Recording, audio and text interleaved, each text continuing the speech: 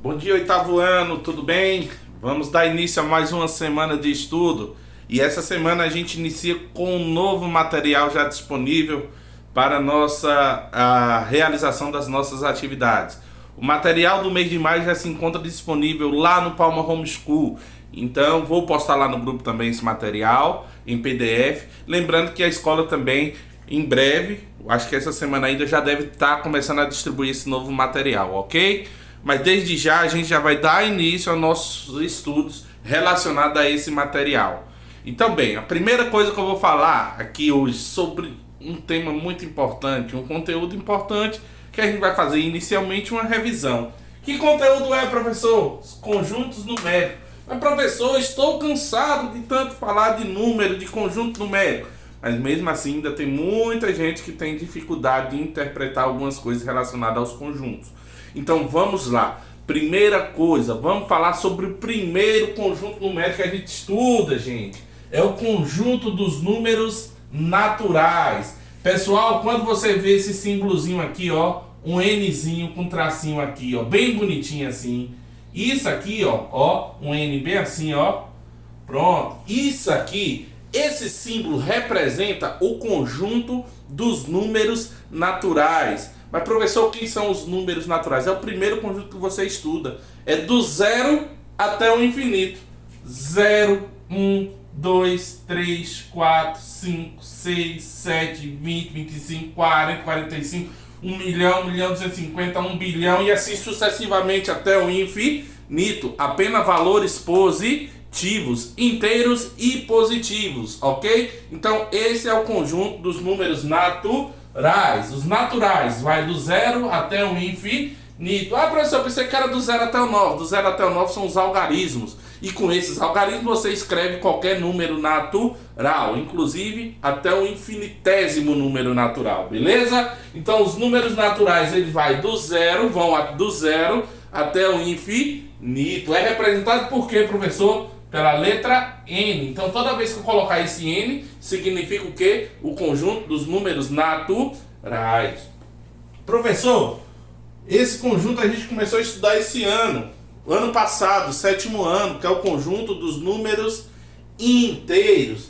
Pessoal, o conjunto dos números inteiros, que a gente chama de conjunto Z, ele é um pouquinho maior, é um pouco maior do que os números naturais. Porque a partir de agora ele vai entrar o quê? Os números o quê? Negativos.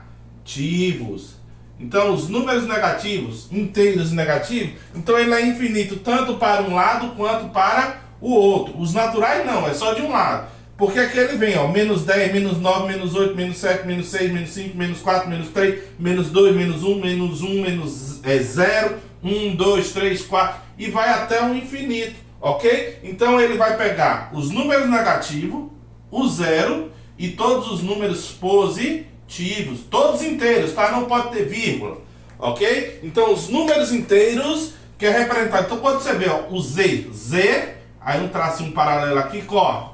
Isso aqui, ó, é o conjunto dos números inteiros, que vai vir de todos os negativos e todos os positivos, incluindo o zero aqui, ó, no meio. Então, o conjunto dos números inteiros, ele também vai ser infinito. Observe aqui, pessoal. Olha aqui, ó, tá vendo daqui pra cá?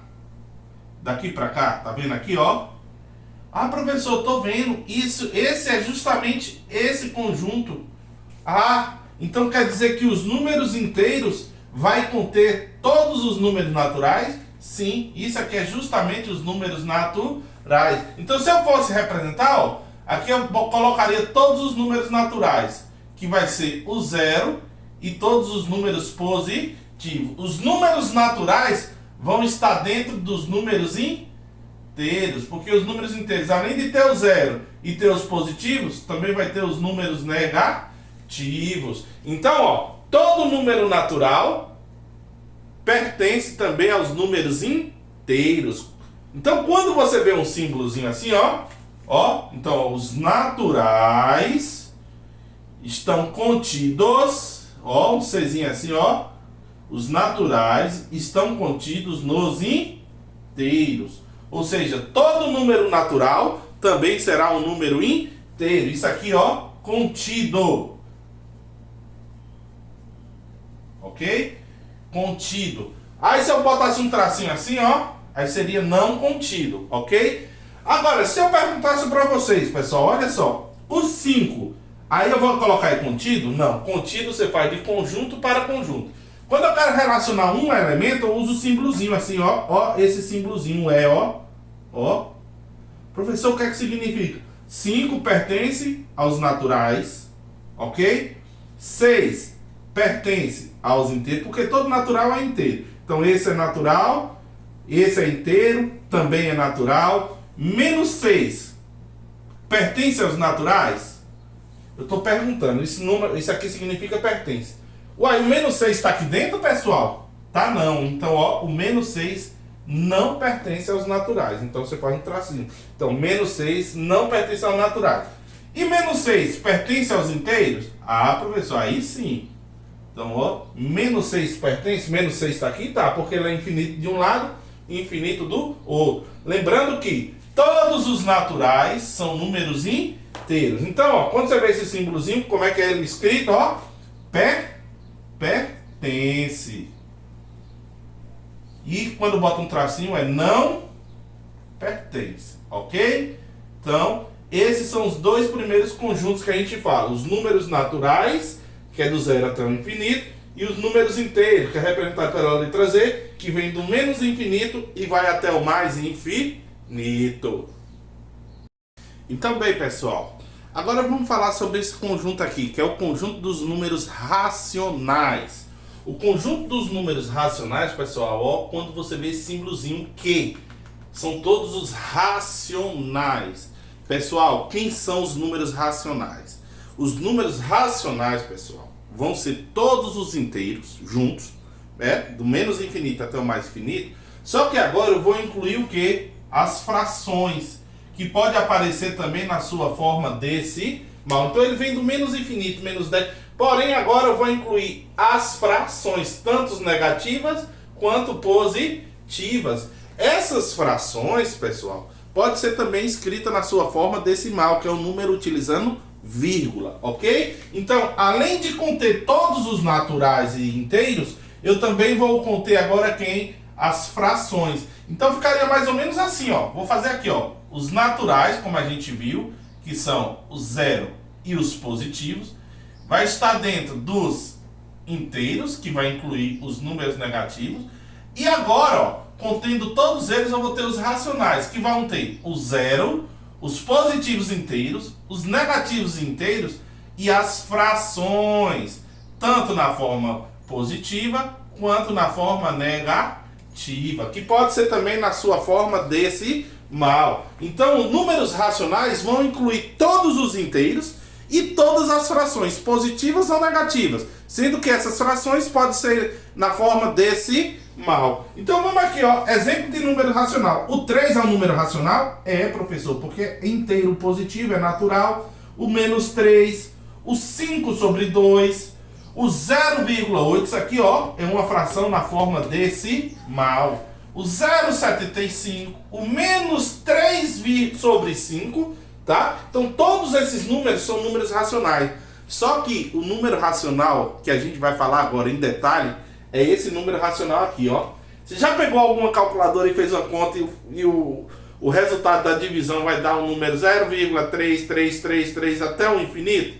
Então é esse tipo de número aqui, ó, racional, que a gente vai falar agora, que é o conjunto dos números racionais. Esse número é o chamado a dízima periódica. Vamos falar sobre a dízima periódica e como é que surge a dízima periódica, ok? Que é um número racional. Toda dízima periódica ela vem de uma fração. Então vamos ver como é que se escreve essas frações? Então vem aqui comigo. Então a gente, ó, estudou os números naturais do 0 até o infinito, os números inteiros representados pelo Z, que vai pegar agora os negativos inteiros e os positivos, ou seja, os naturais estão dentro dos inteiros, incluindo os positivos, os negativos, o 0 e as frações vão ser os números racionais, representados pela letra Q. Então observe aqui comigo. Observe aqui comigo, pessoal. Vamos lá. Escrevam as frações na sua forma decimal, ou seja, eu tenho os números racionais na forma fracionária. Agora eu vou pegar e vou transformar esse número num número decimal.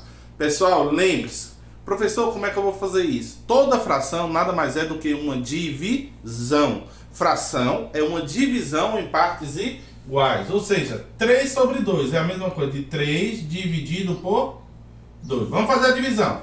3 dividido por 2, 1 vezes 2, 2 para 3, 1. Dá para dividir 1 por 2? Não, pessoal, seria o resto 1, mas eu quero continuar, eu acrescento 0. Se eu acrescento 0, eu coloco o quê? Vírgula. Aí eu vou pegar, ó, 5 vezes 2, 10 para 10, nada. Então, qual o resultado disso aqui? 1,5. Então, 1,5 e 3 sobre 2 são o mesmo valor, ok? Da mesma forma aqui, ó, 9 sobre 4. 9 dividido por 4. Então, vamos lá. 2. 2 vezes 4, 8. Para 9, 1.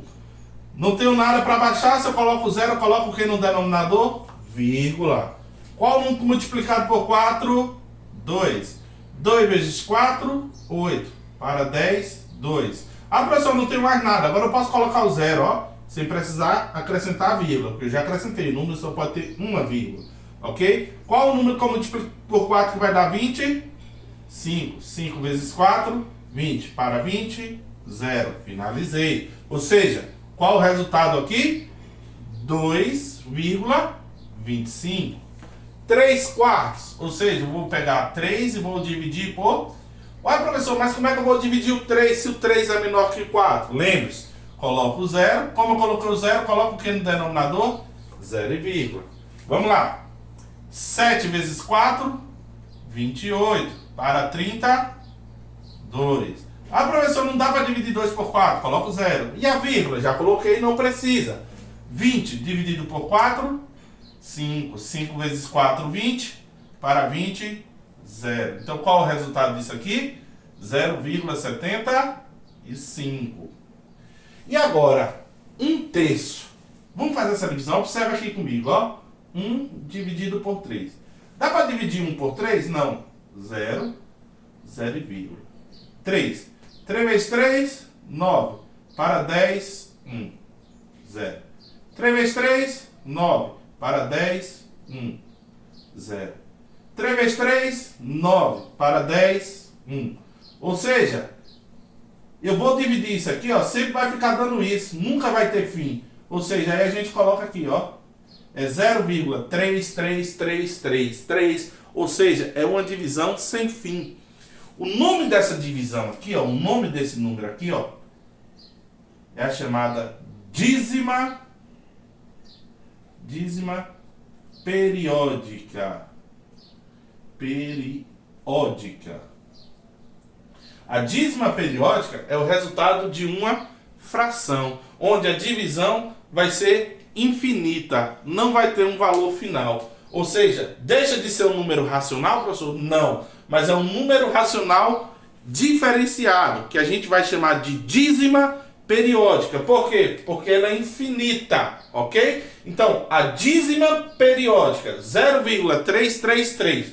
Ou seja, isso aqui, ó, a gente vai dizer que é isso, ó, 0,333.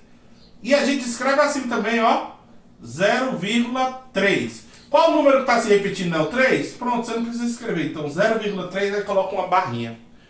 Esse número que se repete, que é o 3, a gente chama de período. O número que se repete vai ser o período. Ou seja, quem é o período aqui? 3, porque ele é o número que vai se repetir infinitamente. Então, a dízima periódica é 0,3 barras.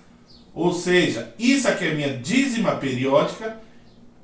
E a fração? Essa fração aqui, ó, que gerou a dízima periódica, a gente chama de fração geratriz, ok? Onde gerou a dízima periódica, a gente chama de fração geratriz. Então, aqui é a fração geratriz e aqui é a minha dízima periódica. Vamos falar um pouquinho mais detalhado sobre a dízima periódica.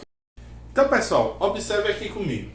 Existem dois tipos de dízima. A gente vai falar agora sobre a dízima periódica simples e posteriormente a dízima periódica composta. Professor, como é que é? Qual a diferença? Vamos ver aqui. Lembra-se que dízima periódica, esse número aqui, a parte decimal vai ser infinita. Por que ela é simples? Porque o período, a parte decimal, vai ser simplesmente o período. Só o período aparece, ok? Na parte decimal. Não é 0,4444 até o infinito. Quem é o período aqui? Ah, professor, o período é 4, é o número que está se repetindo. Então, 0,4 barras, ok? Barra. 0,4, a barra fica em cima do período. Aí você vai observar, ó. 0,42, 42, 42. Quem é o período agora? 42. Então, 0,42 barra. Ok? Agora ali, ó. 1,77. Você observa que na parte decimal aparece apenas o 7. Aqui aparece apenas o 42. Aqui é o 4. Então, por isso que ela é chamada de dízima periódica simples. 1,7 barra. Ok? Então, ali, ó, são as dízimas periódicas simples. Professor, o senhor me falou de fração geratriz. Se eu dou uma dízima periódica, tá? Tem como eu achar a sua fração? Simples, pessoal. Observem aqui, ó. Como é que eu vou achar a fração geratriz de uma dízima periódica simples? Observe o período. Primeira coisa que você tem que saber é que na dízima periódica simples, você sempre vai ter, ó, vou botar aqui embaixo. Sempre vai ter uma divisão por 9, ou 99, ou 900, ou divisão por 999, ou sempre aumentando 9, 9.999. Sempre a dízima periódica aparece no seu denominador isso. Anote no caderno. Sempre vai ser. A dízima periódica simples sempre vai aparecer quem? Ou 9, ou 99, ou 999. Mas professor, como é que eu vou saber se vai ser o 9, se vai ser o 999, se vai ser o 99? É simples, pessoal. É só você observar o período. Como assim? Quem é o período aqui? 4. Tem quantos algarismos? O 4 é formado por quantos algarismos? 1. Então a divisão por quanto? Por 9. Se fosse 2 algarismos, a gente vai ver na frente. E quem é que fica no numerador? O próprio período. Então 4 sobre 9. Fácil assim. Olha só. Quem é o seu período aqui? 42. O 42 ele é formado por quantos algarismos? O 4 e o 2. 1, 2. Então 99. Fácil. Ah, professor, e quem é que vai ficar em cima? 42. Então, 42 sobre 99. Professor, a minha parte inteira aqui é 0, só que ali agora eu tenho 1. Agora aqui, pessoal, você vai ter que reescrever. Observe, ó. 1,777 é a mesma coisa, ó. De 1 mais 0,7. Você vai ter que fazer essa divisão para você encontrar a fração geratriz.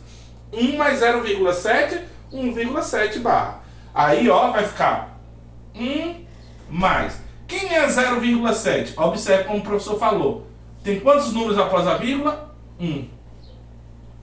7 sobre 9. Pronto. 1 mais 7 sobre 9.